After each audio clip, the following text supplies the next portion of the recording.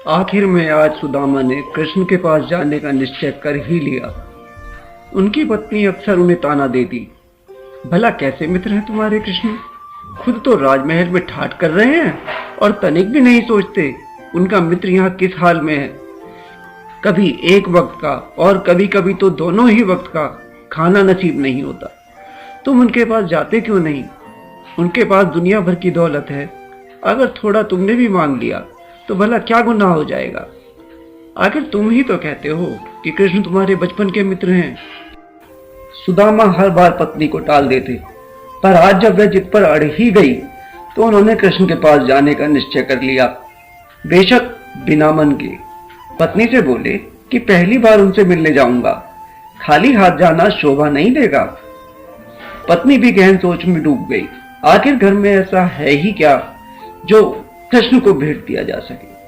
फिर अंत में उसने इधर उधर से किसी तरह से 2 मुट्ठी चावल इकट्ठे किए और पोटली में बांधकर सुदामा को देते हुए बोली कि कृष्ण से कहना यह भेंट उनकी भाभी ने भेजी है, खास उनके लिए। राजमहल के सामने सुदामा ठिठके हुए खड़े थे। भव्य राजमहल के सामने उन्हें अपना अस्तित्व बड़ा ही छोटा लग रहा था। द्वार पर खड़े द्वारपालों के वस्त्र भी सुदामा के वस्त्रों से मूल्यवान थे। सुदामा इतना घबरा गए कि उन्होंने वापस लौटने का निश्चय कर लिया, पर इससे पहले कि वह वापस घूमते, एक द्वारपाल की कड़क आवाज उनके कानों से टकराई। कौन हो भाई, किससे मिलना है? अब कुछ तो खुद की दीन अवस्था, कुछ द्वारपाल की रोबीली आवाज। सुदामा के तो शब्द ही मानो कंठ में अटक गए। बड़े प्रयास के बाद कुछ लड़खड़ाते हुए शब्द सुदामा के कंठ की गुफा से बाहर निकले। भाई, मैं एक ब्राह्मण हूं। सुदामा मेरा नाम है और कृष्ण मेरे मित्र हैं। मैं उन्हीं से मिलने आया हूं। पहरेदार ने हिकारा भरी दृष्टि से सुदामा को देखते हुए मन में सोचा, ओहो, ये मूंग और मसूर की दाल, महाराज कृष्ण का मित्र, ये भिखारी। एक बार तो उसका मन हुआ कि झिड़क कर सुदामा को वहां से भगा दे, पर कृष्ण का आदेश था कि द्वार पर आए किसी भी व्यक्ति को वापस ना लौटाया जाए। इसलिए अनिच्छा से ही सही द्वारपाल ने उनको परेशान देखकर उनका संदेश दरबार में भिजवा दिया और कल्पना करने लगा कि कैसे इस भिखारी का दरबार में मजाक उड़ेगा जब यह अपने को महाराज कृष्ण का मित्र बताएगा। पर द्वारपाल की यह कल्पना उस समय घोर अविश्वास में बदल गई जब उसने महाराज कृष्ण को द्वार की ओर बदहवास भाग कर आते हुए देखा।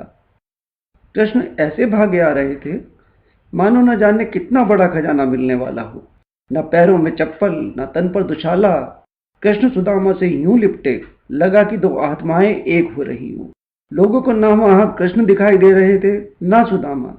बस एक अलौकिक प्रकाश था जो सर्वत्र छा गया था। कृष्ण भी रोमे, सुदामा भी रोमे। लगे कि प्रेम की धरती को दोनों अपने अश्रुओं से सींच रहे हों। बहुत देर बाद जब दोनों इस मधुर सम्मोहन से जागे तो कृष्ण ने उन्हें लेकर महल में प्रवेश किया। महल की चकाचौंध देखकर सुदामा जैसे सुध-बुध ही खो बैठे थे। सभी राज दरबारी हाथ बांधे दोनों ओर उनके सम्मान में खड़े थे। तभी सुदामा को अपने हाथ में थमी पोटली का ध्यान हो आया। अपनी स्वयं की दीनता का एहसास कर उन्होंने तुरंत पोटली को अपने पीछे छुपा लिया। जो कृष्ण सारी प्रजा को पालता हो, उसे भला 2 मुट्ठी चावल की भेंट आखिर दूं भी तो कैसे? कृष्ण का ध्यान अनायास ही सुदामा के इस प्रयास पर चला गया। उन्होंने ठिठोली करते हुए सुदामा से पूछा, क्यों मित्र, क्या छुपा रहे हो? जरूर मेरी भाभी ने मेरे लिए कुछ उपहार भेजा होगा। नहीं नहीं, कुछ भी तो नहीं, कहते हुए सुदामा संकोचवश और पीछे हट गए। पर भला कृष्ण कहाँ मानने वाले थे।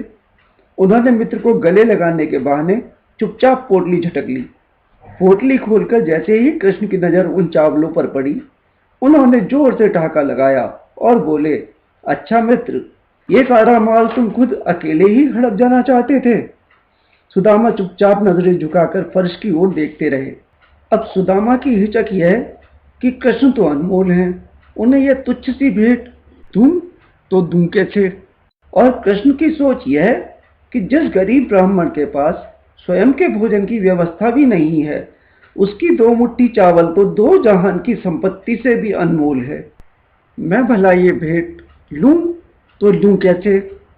कृष्ण वहीं जमीन पर पालती लगाकर बैठ गए और पोटली के कच्चे चावलों को ऐसे खाने लगे जैसे इससे अनमोल व्यंजन इस धरा पर कोई हो ही नहीं। कृष्ण खाते जाएं और आंखों से अश्रु झरते जाएं। देवलोक के सभी देव यह अद्भुत दृश्य देखने के लिए आसमान में एकत्रित हो गए और यह दृश्य देखकर उनकी भी पलकों में नमी तैर गई। सुदामा को महल में रहते हुए काफी समय हो चला था। अपने स्वाभिमान के चलते वे कुछ भी मांगने का साहस ही न कर सके। फिर एक दिन उन्होंने कृष्ण से अपने घर जाने की इच्छा व्यक्त की। कृष्ण ने उनसे बहुत आग्रह किया कि वे अभी कुछ दिन और उनके पास रुके, पर सुदामा ने कहा, मित्र, तुम्हारे प्रेम और आग्रह को छोड़कर मैं जाना तो नहीं चाहता, पर वहां तुम्हारी भाभी अकेली मेरे आने की प्रतीक्षा में होगी। कृष्ण ने मुस्कुराकर कहा, ठीक है मित्र, मैं कल तुम्हारे जाने की व्यवस्था कर देता हूं। अगले दिन भोर के समय सुदामा के प्रस्थान का समय हुआ। कृष्ण स्वयं द्वार तक उन्हें छोड़ने आए, उन्हें गले लगाया और अश्रुपूरित नयनों के साथ उन्हें विदा किया। सुदामा घर की ओर चल पड़े, उदास, खिन्न, गुमसुम। उन्हें रह रहकर कृष्ण पर क्रोध आ रहा था। कैसे मित्र मित्र कहकर गले लिपटा जा रहा था। ऐसे दिखा रहा था मानो मुझसे प्रिय कोई जगत में है ही नहीं। मैंने नहीं मांगा तो क्या खुद कुछ नहीं दे सकता था? अरे, जब द्वार पर छोड़ने आया तो कुछ सोने की मुद्रा ही हाथ पर धर देता, पर नहीं, इतना बड़ा राजा और देने को कुछ भी नहीं। और तो और मेरे 2 मुट्ठी चावल भी खा गया।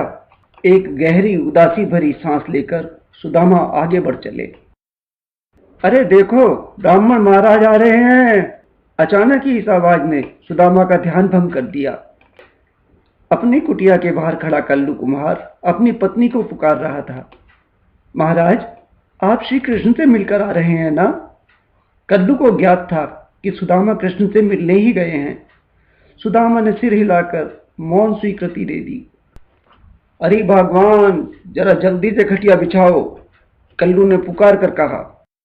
सुदामा जल्दी से जल्दी घर पहुंचना चाहते थे।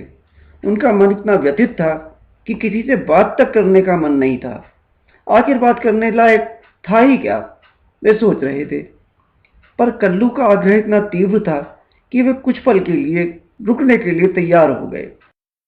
कल्लू और उसकी पत्नी जल्दी से उनके चरणों के पास आ बैठे और पूछने लगे, कैसी है हमारे प्रभु की द्वारिका? उनके चेहरों पर बच्चों जैसी उत्सुकता तैर रही थी। सुदामा अनमने मन से द्वारका के विषय में बताने लगे।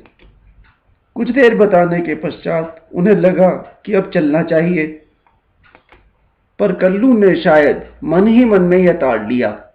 वह तुरंत अपनी पत्नी से बोला, जाओ, जल्दी से जो भी भोजन रखा हो महाराज की सेवा में अर्पण करो। इससे पहले सुदामा कुछ कह पाते, उनकी पत्नी अंदर की ओर भागी। पत्नी जितनी शीघ्रता से अंदर गई थी, उससे भी अधिक शीघ्रता से बाहर निकली। उसके हाथ में भोजन का थाल था। वह नहीं चाहती थी कि सुदामा के वचनों में से एक भी वचन उससे छूट जाए।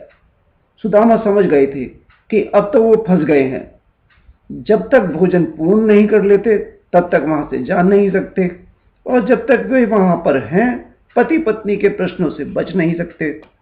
सुदामा ने एक नजर थाल की तरफ देखा।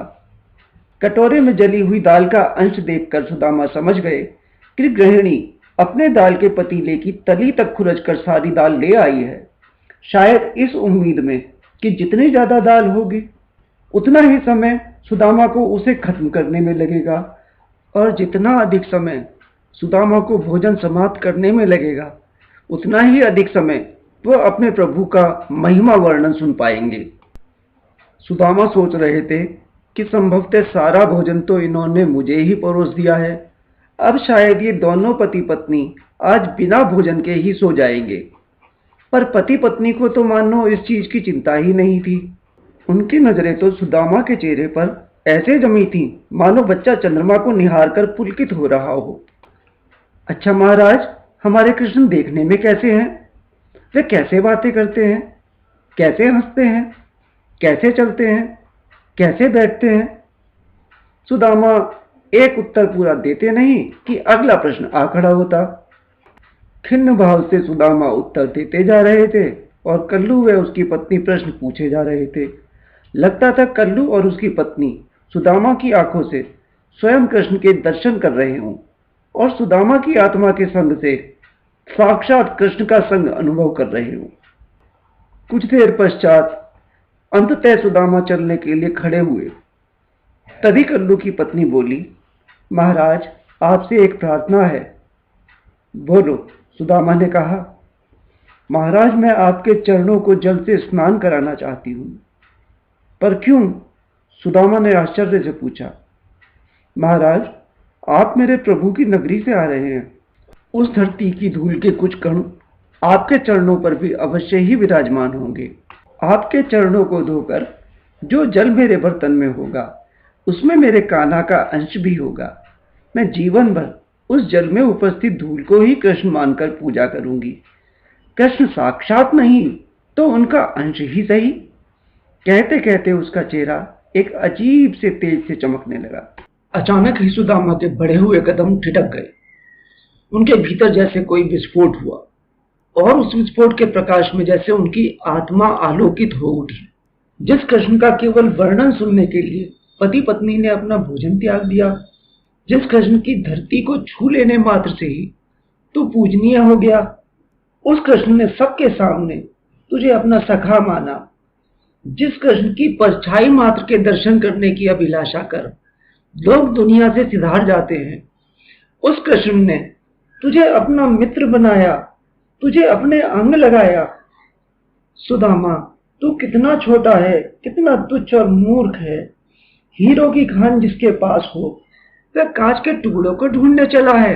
कहने को तो ज्ञानी बनता है, पर तुझसे ज्यादा ज्ञानी तो ये पति पत्नी है।